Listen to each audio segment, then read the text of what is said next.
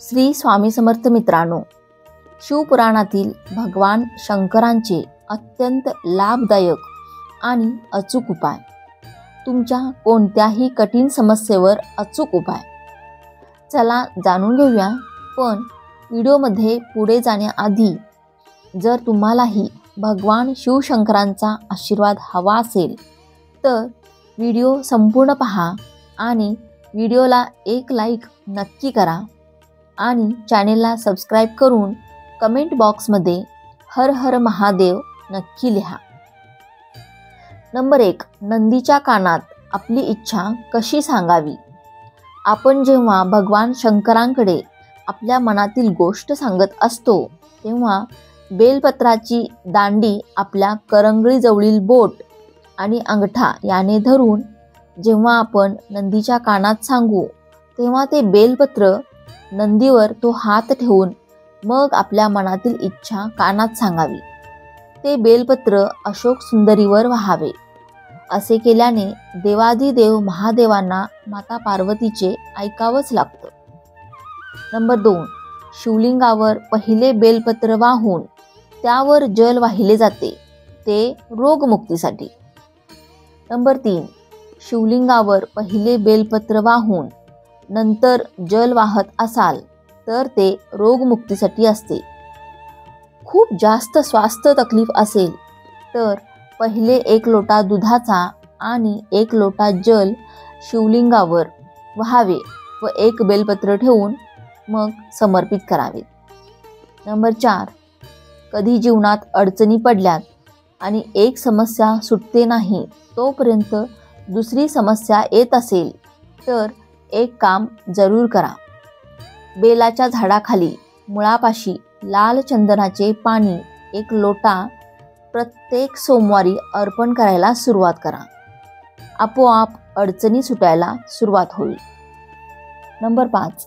भगवान शंकराला जल अर्पण केल्यानंतर थोडेसे उरलेले जल जर नंदीचा जो उचललेला पाय असतो त्यावरती जल समर्पित करावे आणि भगवान नंदीच्या कानात सुयशाचे नाव घेऊन जी आपली मनोकामना हळूच नंदीच्या कानात बोलून जातो त्याची मनोकामना 3 ते 3.5 महिन्यात पूर्ण होते.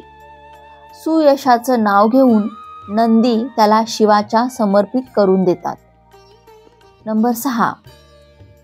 शास्त्रात सांगितले आहे की पत्रिकेमध्ये राहू केतू तुम्हाला त्रास देत असेल तर एक सफेद फूल घेऊन 21 वेळा आपल्यावरून उतरवून राहूचे स्मरण करून भगवान शंकरांच्या चरणावर समर्पित करावे. जलाधारेतून पाणी खाली पडते त्या ठिकाणी राहू जीवनात कधीच कष्ट देणार नाही. नंबर 7.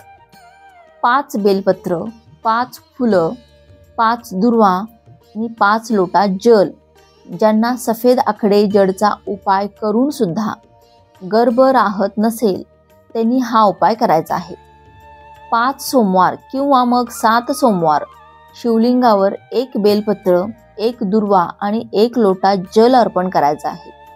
परत 1 बेलपत्र, 1 फूल, 1 दुर्वा, 1 लोटा जल तुमुरुकाजी नाव घेऊन समर्पित करून घ्यावे व श्री शिवाय नमोस्तुभ्यम किंवा मग ओम नमः शिवाय स्मरण करून परत तशीच पूजा 5 वेळेस करून घ्यायची आहे.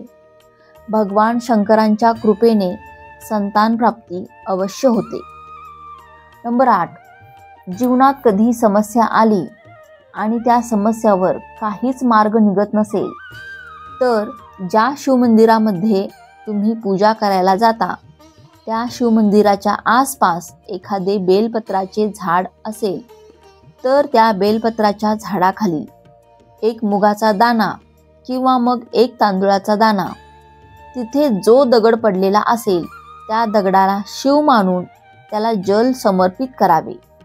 भगवान शिवशंकरांची कृपा नक्कीच होते. नंबर 9. शिवमंदिरामध्ये वाहिलेले बेलपत्र तुम्ही घेत असाल तर ते बेलपत्र घेण्या अगोदर भगवान शंकरांच्या समोर हात जोडून मला हा रोग आहे, ह्या रोगासाठी मला औषधाच्या रूपात हे बेलपत्र द्या असे म्हणून मग ते बेलपत्र खा. आपल्या शरीराला औषध म्हणून लागेल.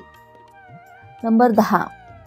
जर तुम्ही प्रदोष व्रत करू शकत नसाल, तर तुमच्याकडून मंदिरात जाणे होत नसेल, तर प्रदोष व्रताच्या दिवशी प्रदोष काळात आपल्या दरवाजापाशी देवादिदेव महादेवाचे स्मरण करून लक्ष्मी वृद्धीसाठी, धनप्राप्तीसाठी एक दिवा लावावा. नंबर 11. सोमवारी भगवान शंकरांचीच नाही तर संपूर्ण शिवकुटुंबाची पूजा करा. यानंतर शिवचालिसा व शिवअष्टकाचे पठण करावे. यामुळे भगवान शंकर प्रसन्न होऊन तुमची मनोकामना पूर्ण करतील. नंबर 12. तुमच्या मनातील इच्छा पूर्ण करण्यासाठी सोमवारी शिवलिंगावर पांढरे चंदन लावा. यावेळी तुमची इच्छा मनातल्या मनात भगवान शंकराला सांगा. यानंतर भगवान शंकराला बेलपत्र आणि धोत्र्याचे फूल अर्पण करा. नंबर 13. नोकरीत संकट येत असेल किंवा व्यवसाय नीट चालत नसेल, तर सोमवारी शिवलिंगाला दूध अर्पण करा. त्यानंतर तांब्याच्या भांड्यात गोळा करा आणि हे दूध तुमच्या व्यवसायाच्या ठिकाणी किंवा कार्यालयात शिंपडा. या दरम्यान ओम नमः शिवाय या मंत्राचा जप करत राहा. जर तुम्हाला आजचा व्हिडिओ आवडला असेल आणि व्हिडिओतील माहिती उपयुक्त वाटली असेल, तर व्हिडिओला एक लाईक नक्की करा आणि चॅनेलला सबस्क्राईब करून आम्हाला प्रोत्साहित करा. तसेच व्हिडिओ संपूर्ण पाहिल्याबद्दल आपणा सर्वांचे मनापासून आभार. धन्यवाद. श्री स्वामी समर्थ. हर हर महादेव. राम कृष्ण हरी. जय श्री राम. जय श्री कृष्ण. जय माता लक्ष्मी.